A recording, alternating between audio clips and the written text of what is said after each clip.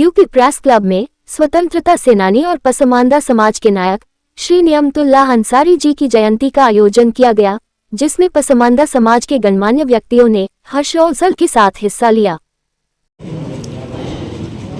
Sir, जो आप लोग यहाँ जयंती कार्यक्रम कर रहे हैं, क्या कुछ कहना चाहेंगे कि जयंती? बड़ी खुशी की बात है कि ऑल इंडिया पसमानदा महाज के general secretary, national general secretary Mohammad Yunus Ansari के परवेज़ अमीर साहब के नेशनल वर्ल्ड प्रेसिडेंट सारे करीब साहब और सारी टीम जो मुख्तलिफ सूबों से आई है, उन्होंने आज मुजाहिद आज़ादी नियमतुल्लाह अंसारी साहब की 110वीं सालगिरह को मनाने के लिए बहुत ही पुरस्कार तकरीब को मुनक़िद किया है। नियमतुल्लाह अंसारी साहब 1920 से 1920 के गांधी जी के अदम ताउन तहरीक नॉन कोऑपरेशन मूवमेंट जो था, उसमें वो शुरू से ही जुड़े रहे। हत्या कि उस वक्त वो पढ़ रहे थे कलकत्ता में, लेकिन उन्होंने अपनी पढ़ाई छोड़ दी उस कॉल की वजह से 18 साल की उम्र में। फिर वहाँ पर उनका एक बड़ा काम ये था कि जो ज़मींदारों के ज़रिए कमज़ोर तबका के ख़िलाफ़ रज़ालत टैक्स लगाया जाता था, यानी जिसकी हिंदी कहेंगे कि घटियापन है, जो लोग घटिया हैं, मीनियन है, उनके ऊपर टैक्स लगाया। उसके खिलाफ उन्होंने जब ज़मींदार ने मुकदमा किया तो उसके दफा किया और हाई कोर्ट तक कामयाबी मिली कि रज़ालत टैक्स का कोई कानूनी जवाज़ नहीं है। 1942 के जो क्विट इंडिया मूवमेंट था गांधी जी का, उसमें भी उनकी बड़ी शिरकत रही। कई ओहदे उन्होंने कांग्रेस पार्टी के पास रखे, उनकी बड़ी खिदमत है। और अब हमें उनके नक्श कदम पर चलते हुए जो पसमानदा बिरादरियाँ हैं, जिनमें अंसारी पूरी पसमानदा बिरादरी में 50% से ज़्यादा है हिंदुस्तान, इन सब की सियासी नुमाइंदगी के लिए काम करना चाहिए।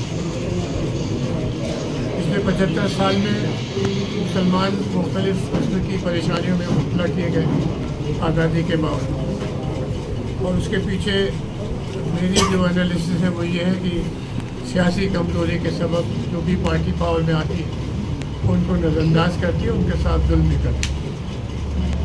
इसमें हम लोगों को बड़ी तंजीमकारी की ज़रूरत है।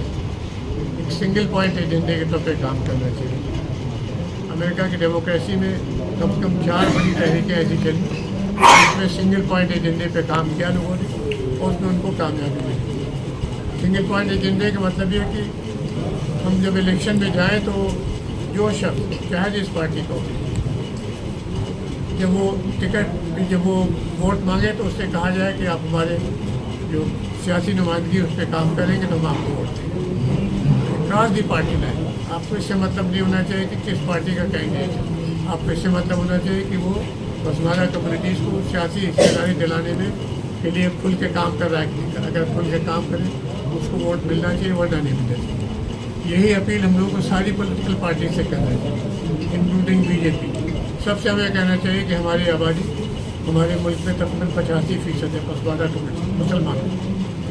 यूपी में मुसलमानों की 70% आबादी पसमानदा कम्युनिटी से, लेकिन सरकारी आंकड़ों के हिसाब से पसमानदा कम्युनिटी यूपी में सिर्फ शेड्यूल ट्राइब से ऊपर है तरक्की में, और शेड्यूल ट्राइब 2% से कम है हमारे यूपी में। शेड्यूल कास्ट को छोड़ दें तो बाकी सारी हिंदू शेड्यूल कास्ट के मुकाबले में मुसलमान पसमानदा तबका कम तरक्की याफ्ता है। इसको दूर करने के लिए हमें सियासी सरबंदी की ज़रूरत है, और इस पर अगर काम किया जाएगा, मैं समझता हूँ कि पसमानदा महाज और दूसरी तो तंजीम काम कर रही हैं।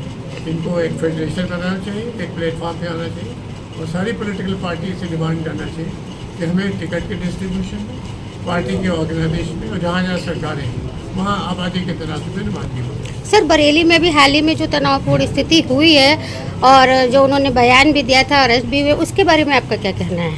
देखिए, बरेली में या और कई जिलों में ऐसा हो रहा है कि लोग मुसलमान रसूलुल्लाह की मोहब्बत में, उनके अक़ीदत में सड़कों पे निकले हैं, और उसकी असल वजह ये कि कानपुर में कुछ लोगों ने हम मोहम्मद साहब से रसूलुल्लाह से अकीदत करते हैं, इसका बैनर लगा दिया तो उनके खिलाफ मुकदमे हो गए। ये मुकदमे बिना किसी जस्टिफिकेशन के आई लव मोहम्मद कहना या आई लव किसी भी को कह दे, ये कोई कानूनी जुर्म नहीं है।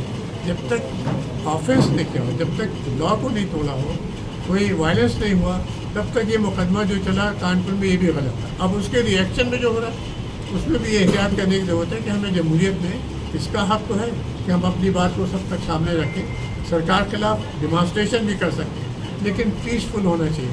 अगर उसमें आपने वायलेंस इस्तेमाल किया तो आपका केस कमज़ोर होता है। और सबसे बड़ी बात ये कि रसूलुल्लाह की मोहब्बत का मतलब ये होना चाहिए कि हम लोग अपनी ज़िंदगी में उनके जो इरशादात हैं, उनका जो बर्ताव है, गरीबों के साथ कैसे वो बर्ताव करते थे, कैसे मदद करते थे लोगों की, इस कदर उनमें पेशेंस था, ये सब चीज़ें अपनी ज़िंदगी में उतारना चाहिए।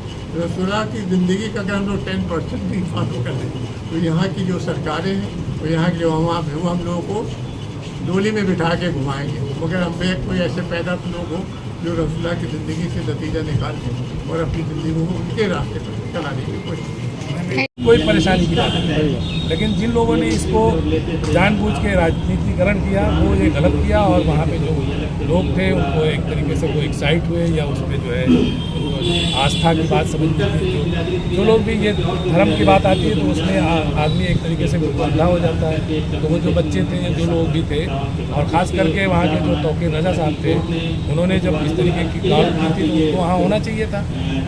वो इस तरीके की कॉल करते रहे हैं और हमेशा उन्होंने इस तरीके से हरकत की है। गवर्नमेंट को भी उनके ऊपर जो अभी एक्शन किया वो पहले ही लेना चाहिए था। लोगों का कहना ये है कि उनको पहले एक्शन लेना चाहिए। कल बरेली में जो वो हुआ था उसके बारे में योगी जी ने कहा है दंगा करेंगे तो मिट्टी में मिला देंगे। देखिए, जो उनकी भाषा है तो वो भाषा कोई मुख्यमंत्री की भाषा नहीं होना चाहिए। हम उसका भी जो है उसकी भी मजम्मत करते हैं कि मुख्यमंत्री की भाषा इस प्रकार की भाषा नहीं होना चाहिए। कोई भी तो वायलेंस करने वाला हो, चाहे वो किसी धर्म का हो, किसी जाति का हो, सबको एक नज़रिए से देखा जाता है।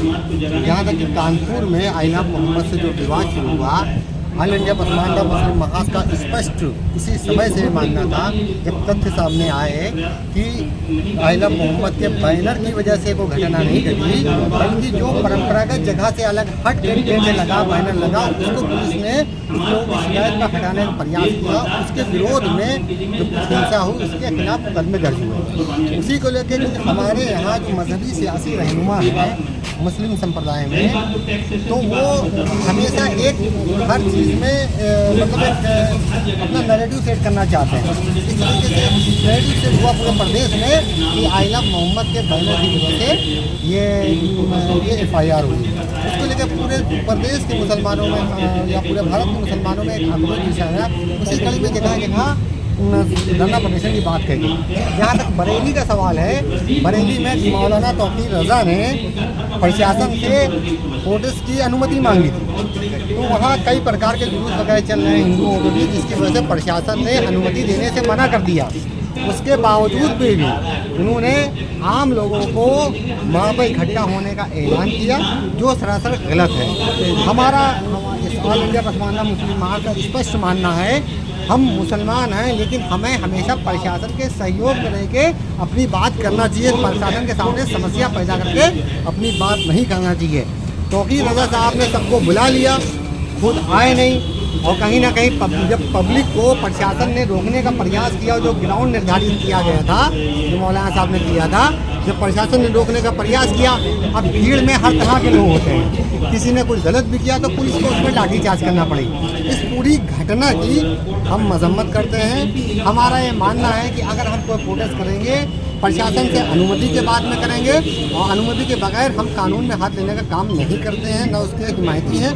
और कोई भी मौलाना या कोई धर्मगुरु इस तरह का आह्वान करते हैं तो हम उत्तर प्रदेश सरकार से मांग करते हैं कि ऐसे मौलानाओं को के खिलाफ कड़ी से कड़ी कार्रवाई होना चाहिए, कोई रियायत नहीं होना चाहिए। स्टेज के ऊपर जो मुख्यमंत्री के खिलाफ टिप्पणी की थी उसको लेकर के आप क्या कहना चाहिए? नहीं, ये अमर्यादित भाषा कोई भी है, हम लोग हमेशा उसकी मजम्मत करते हैं। एक बात मैं बता देना चाहता हूँ, भारत में आपके मीडिया के माध्यम से भी हर तरह से हिंदू सांप्रदायिकता की बात बहुत होती है, लेकिन मैं अपने संगठन के माध्यम से हम लोग ना हिंदू संप्रदायिकता के हितैषी हैं ना है और हिमायती हैं, बल्कि जो मुस्लिम संप्रदायिकता है उसके भी हम लोग विरोधी हैं, उसके भी हम समर्थक नहीं हैं।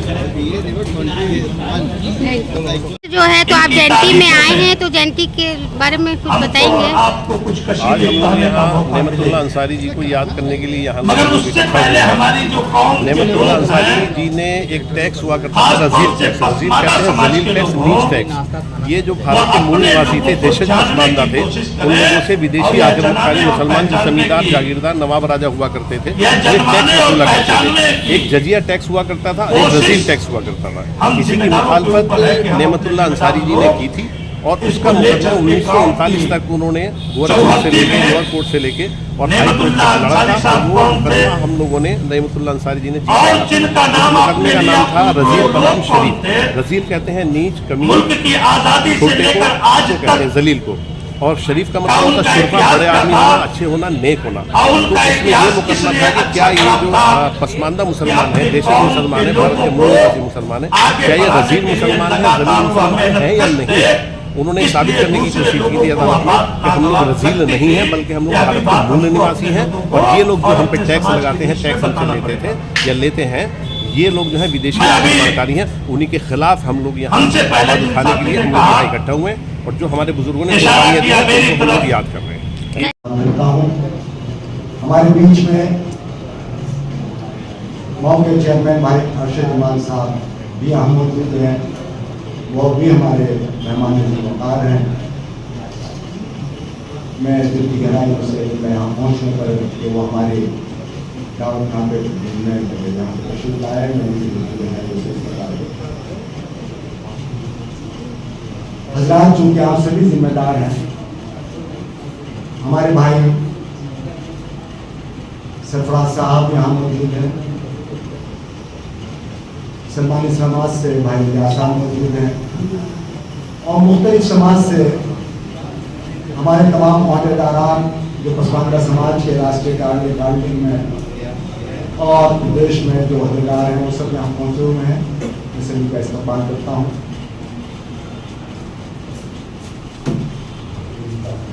इससे पहले इस तकरीब का आगाज हो, मैं खुद से, चूँकि बाबरकत नाम बारी ताला का, उससे हम आगाज़ करें, तो मैं खुद चूँकि यहाँ मैंने एक दूसरे कहा, सर आज जयंती है, आप मनाने आए हैं, तो इसके बारे में क्या कहना चाहते हैं? सबसे बड़ी बात कि बहुत से लोग हमको नहीं जानते हैं, उनको मैं बताना चाहता हूँ कि मेरा नाम तनवीर सलीम है और मैं नेमतुल्लाह अंसारी, जिनको मैं बचपन से नेमत दादा कहता आया हूँ, वो हमारे दादी के भाई और न जाने कितने लोग बाहर की यूनिवर्सिटीज़ से हमारे पास न जाने किस किस सोर्स से मालूम करके आए। मैं 10 साल से इंडिया में रह रहा हूँ, 20-30 साल मैं अमेरिका में था। तो हर कोई लड़की आती है, कोई लड़का आता है, कोई स्टूडेंट आता है, और सब लोग ये पूछते हैं कि आप सर बताइए कि नेमतुल्लाह अंसारी साहब कौन थे, और उनका जो मुकदमा था रजील बनाम शरीफ, उसके बारे में आप हमको बताइए। मैं उस पर अपनी PhD थीसिस करना चाहता हूँ। तो इस चक्कर में मैं काफ़ी कोर्ट, कचहरी, इलाहाबाद हाई कोर्ट, हर जगह गया और उस मुकदमे की जितनी जानकारी मिल सकती थी वो हमने हासिल की। लेकिन लास्ट स्टेज पे ये आया कि जब गोरों को पलटा गया इलाहाबाद हाई कोर्ट में, तो वो मुकदमे की फ़ाइल किसी वजह से जो गोरखपुर से ट्रांसफ़र हुई थी, वो फाइल वहाँ पे नहीं मिली। तो बदकिस्मती थी, अभी sometime you get lucky and sometime you don't. तो और इस मुकदमे के बारे में हमारे घर की दीवारों ने जो सुना होगा वो तो मैं नहीं जानता, लेकिन इतना मैं जानता हूँ कि सारी दुनिया ने उस अरसे में 30s का जो एरा था उसमें इस मुकदमे के बारे में जुलाहनामा छपा, शरीफनामा छपा, काजीनामा छपा, और लेकिन उसकी एक भी कॉपी आज दस्तयाब नहीं है, जो कि बहुत बदकिस्मती की बात है। और अब ये कहाँ तक तुक बनता है कि आप सिर्फ हमसे इस बिना पे टैक्स लें कि आप ये कहें कि आप हमसे कमतर हैं, इसलिए हमको हक बनता है कि आपसे हम बेगार या टैक्स लें। सरासर जाती थी। नेमतुल्लाह दादा बहुत पैसे वाले आदमी के बेटे थे, उनके पास बहुत दौलत थी, वो चाहते तो 5 रुपये का जो टैक्स था वो दे सकते थे, लेकिन उन्होंने टैक्स नहीं दिया तो उनके ऊपर काजी लोगों ने, जो वहाँ के ज़मींदार थे, उन्होंने वहाँ पे पहले लोकल सेशन में, फिर इलाहाबाद में, फिर हैदराबाद से सपोर्ट मिलता रहा और ये मुकदमा चलता रहा। हमारे दादा इस्तफ़ा हुसैन अंसारी, जो कि गोरखपुर के पहले विधायक थे 52 में, वो इस मुकदमे के वकील थे। तो कुछ कागज़ हमारे घर में भी हैं, थोड़ी बातें हमने भी सुनी है, जानी है, इसी वजह से आपको बता पा। और कोई सवाल इसके अलावा हो सकते हैं? औज़ु बिल्लाहि मिनश शैतानिर रजीम। बिस्मिल्लाहिर रहमानिर रहीम।